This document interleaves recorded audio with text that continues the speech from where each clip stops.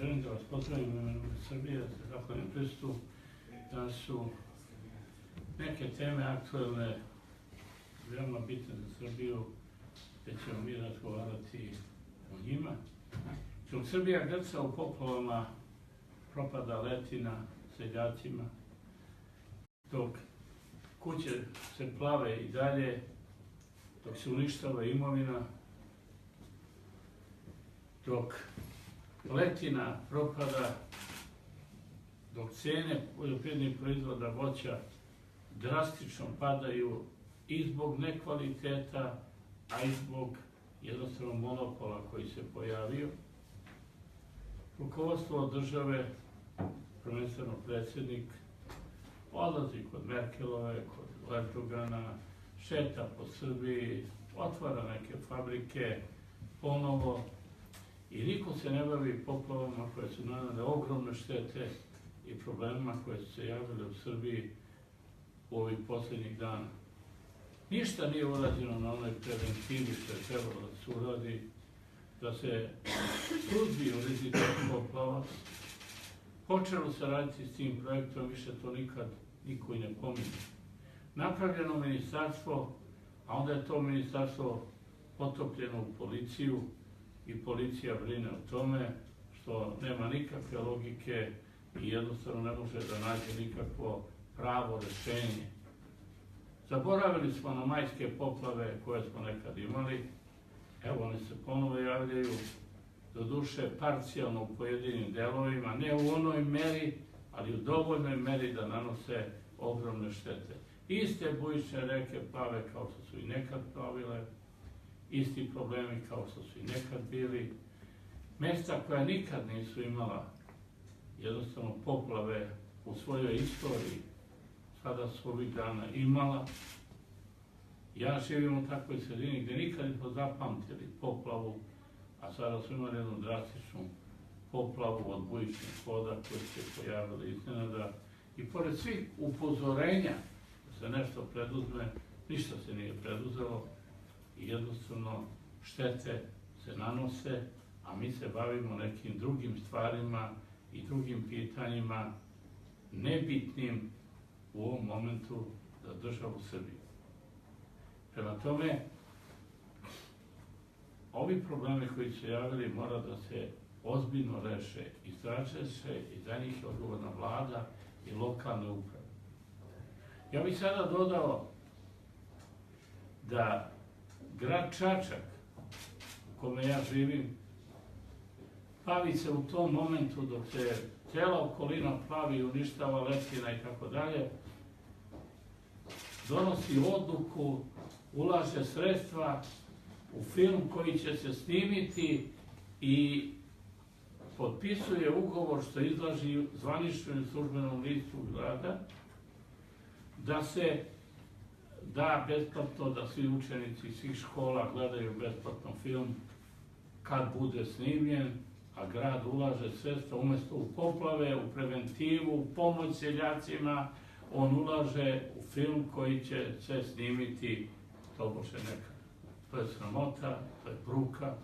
Niko nije izašao na teren, nijedno vozilo, nigde muljne pumpe da izvuku vodu, da se bave tim.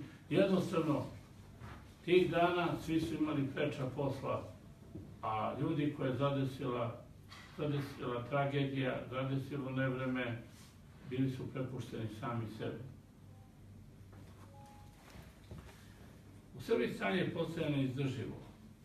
Mi stalno slušamo priče, raste bruto nacionalni dohodak, prvi smo u regionu, plate rastu, nezaposlenost se drastično smanjuje, svi problemi su rešeni, svugde smo prvi, imamo i najministra Evrope, imamo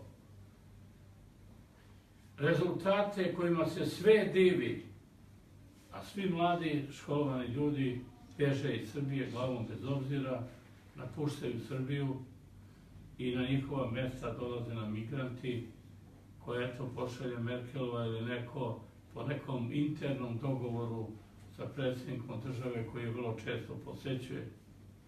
Srbija je od svojih najvećih kroz istoriju neprijatelja Nemaca i Turaka napravila danas najveće prijatelje. A od prijatelja pravi neprijatelj. Srbija danas nema definisanu politiku. Danas su nam svi prijatelji i svi su nam i neprijatelji. Mi odemo kod Francuza, on nam je najveći prijatelj. Posle 2 dana on podržava nezavisno Kosovo, vode kampanju i tako dalje. Slično je i sa Nemcima, slično je sa mnogim zemljama koje ovih dana posećujemo. Naš predsjednik dođe pun hvale, on je lider u regionu. To smo slušali i kad je bio Milošević, i on je bio lider. On je bio faktor stabilnosti na Balkanu i odjednom smo potonuli i malte ne nestali sa karte u jednom momentu, kad nas je NATO i bombardovao i tukao, uveo sankcije i nastali su veliki problemi. Mi sami sebe hvalimo, a rezultata nema. U Srbiji se teško živi. Seljaci su propali. Monopol vlada više nego ikada. Politika se umešala. Stranke su se umešale i u otkup, i cene otkupa, i sve formiraju i u industrijske zone koje prave po svom dogovoru sa strancima. Ovo je postala stranačka država. Jedna stranka vlada svim segmentima. Okupila se 3-4 brata, povezala i uzela državu pod svoje. Dinkićev kabinet ostao kod Vučića, a Dinkić kod Mila Đukanovića. Ovo je stvarno vreme kada ne znamo više otkud ti ljudi izviru, ko ih dovodi, gde se pojavljuju, postaju veliki biznismeni, a Srbija sve više tone i propada. I zato je ovo moment da srpska opozicija se ujedini, da napravi jedan blok, eventualno ako ne može jedan, da napravi 2. Ali desnica mora da se formira i ne može da se zanemari. Ja stojim iza toga da je potrebno Srbiji i ova građanska opcija, ali desnica koja je uvek bila pokretač, ta umerena desnica svih zbivanja. Na toj desnici smo nekada bili Koštunica, ja, SPO i mnogi drugi koji su činili, izazivali promene u Srbiji, koji su bili deo vlade i urazumeli onaj nerazumni deo vlade i naterali da radi u interesu Srbije. U Srbiji se događaju čudne stvari. Sveta kriminal. Niko ne preduzima ništa. Ovde je nepoštovanje građana i građanskih sloboda. Predsjednik, kogod nije uz njega, izađe ladno na televiziju i napadne. Ovi lopovi hoće da uzmu budžet, ovi lopovi. Predsjednik naziva ljude lopovima koji neće budu uz njega, koji su protiv, koji traže neke promene. Ima mnogo mladih ljudi koji žele promene. I treba im dati šansu. Treba mi stari da ih podržimo, da napravimo i da spojimo tu mladost i iskustvo zajedno i da napravimo dobru Srbiju i da Srbiju napravimo koja će birati rukovodstvo i birati vladu i predsjednika, a ne da to biraju s polja, tamo gde daju obećanja šta će sve unapred da završe da bi bili izabrani. I to nas je i dovelo u ovu poziciju. Srbija još nijednom nije birala. Srbiji su uvek nametali. Srbija mora da počne da bira.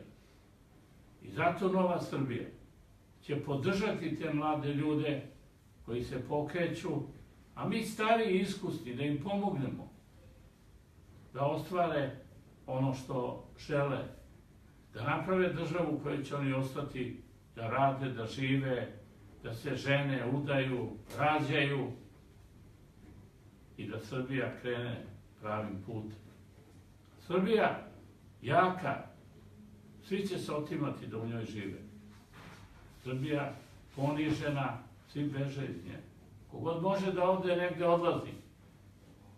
A ovde dolaze stranci i preuzimaju sve pozicije rukovođenja. Mi samo gledamo šta ćemo kome prodati i dati, da ima koristi. A šta je naš interes? Da prodamo građane Srbije kao najjeftiniju u ovom delu sveta radnu snagu. Da radi u bescenje, da sita novac, a da drugi gazduju. Oni koji su prodali u Srbiji banke, već su tad počeli da uništavaju Srbiju. Oni danas vladaju. Oni se danas za sve pitaju. Svi oni koji su uništili DOS su oko Vučića. DOS je bila dobra projekcija.